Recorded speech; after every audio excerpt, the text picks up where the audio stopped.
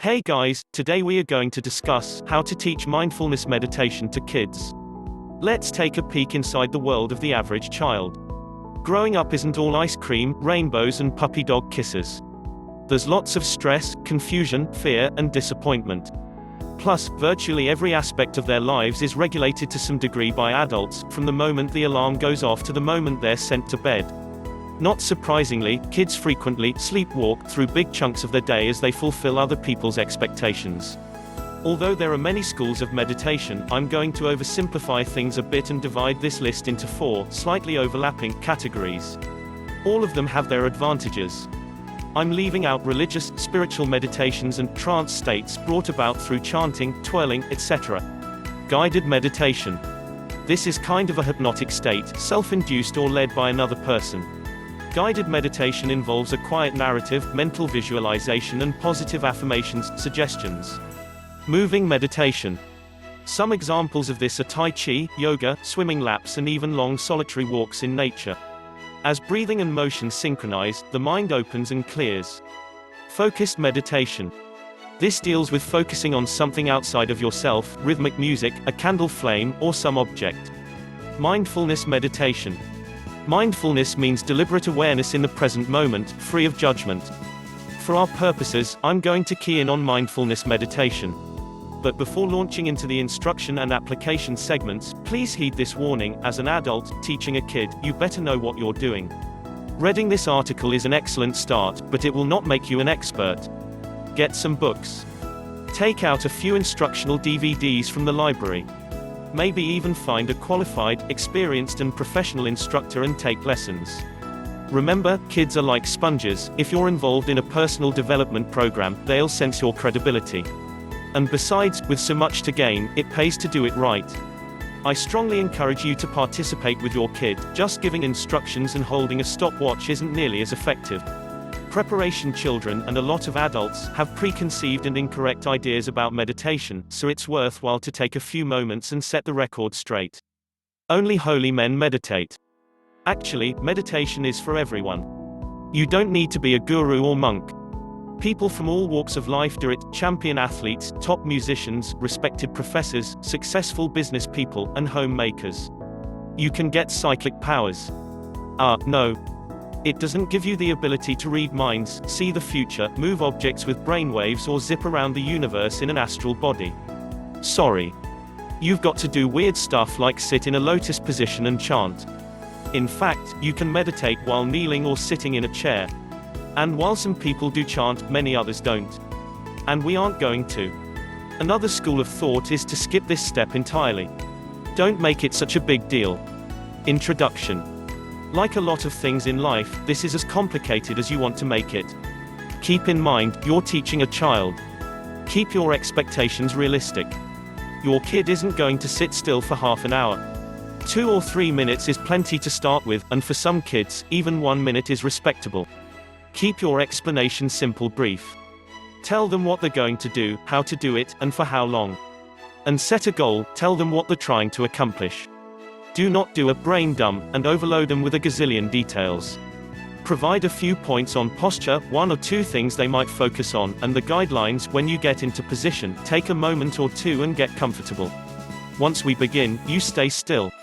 And answer the big question. Why? One basic and elegantly clear answer goes like this. Most people don't realize this, but their mind is like a dog. Sometimes it's lazy and doesn't want to do anything. Sometimes it gets all excited and runs around. Dogs will chase birds, run around, bark at people, roll in the grass, run around, sniff some leaves, run around and make a mess. And most people spend their lives chasing after their thoughts like they'd chase after a crazy dog. What we're going to do now is like training that dog. So when you give your mind a command, it will obey. The nuts and bolts. Environment: a quiet place where there won't be any interruptions or disturbances. Turn the telephone off. Position and posture: kneeling. In the Japanese Zen tradition, this is called seiza. Tops of the feet and shins are flat on the floor, and buttocks rests on the heels. Back straight, head up.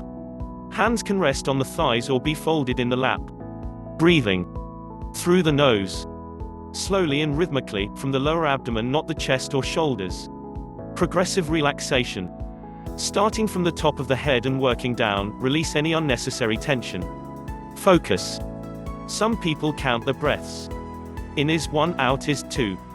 At 10, reverse the cycle and start counting backwards. Some people visually focus on a point in space. Some focus on nothing in particular, but try to keep their mind tranquil. Attention. Tune into your physical body. Balance and posture. Breathing. Heart rate. Temperature. Every internal sensation and every feeling on the surface of your skin. Experience all of them and do nothing. Tune into your emotions. Don't judge, just observe. Tune into your thoughts. As they arise, imagine they're like bubbles and watch them float away. Tune into your environment. Notice the minute details, the faintest sounds and smells. Do not fidget. Don't adjust, don't stretch, don't scratch, don't look around. Wander. This is not the time to think about the future or the past. This is the time to think about here and now. Obsess. Instead, practice letting go.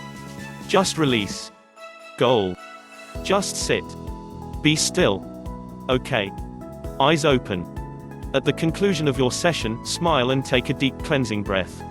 Exhale slowly and fully. Say, I feel fantastic. Take your time standing up. For a lot of kids, a few moments of silent, still introspection are amazing. Troubleshooting, Q&A * wandering mind that happens. It's part of the practice. When your mind wanders, you can refocus on your breathing or think of a trigger word to center yourself. Tranquility. Peace. Gratitude. Joy. * anxiety sometimes that happens too. Being alone inside your mind with no distractions can be a scary experience. If you're experiencing mild anxiety, shorten your next sitting and work through it.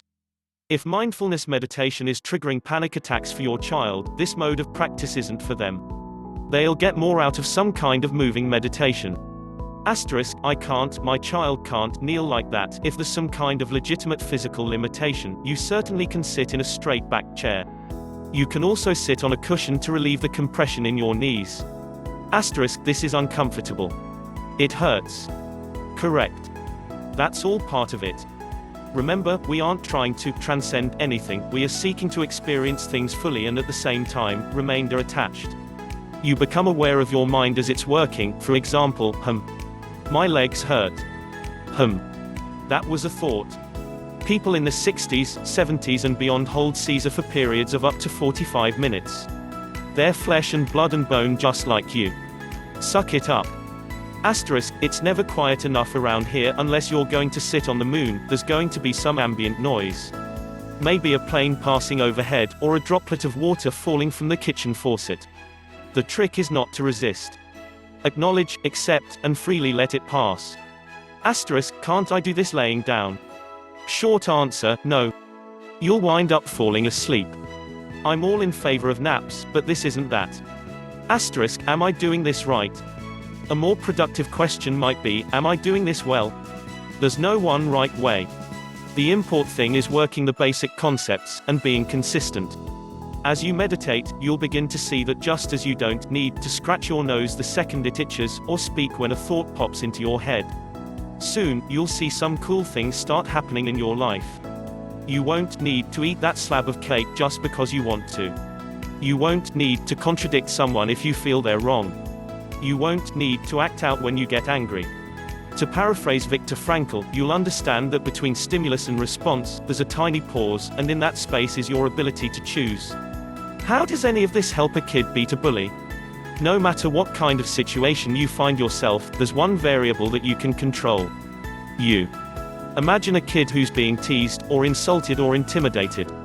Instead of reacting with fear or anger or sadness, they are calm. They don't permit anyone to push their buttons, because they are in full possession of themselves. That child now can make a rational evaluation about what to do. If the mindful child determines the instigators are just making a lot of noise, they can choose not to be bothered, thus removing the bully's prime reward. If they actually have to defend themselves, they'll be far more effective because they'll have a clear head, and will be 100% committed to the fight. Any way you look at it, it's a win.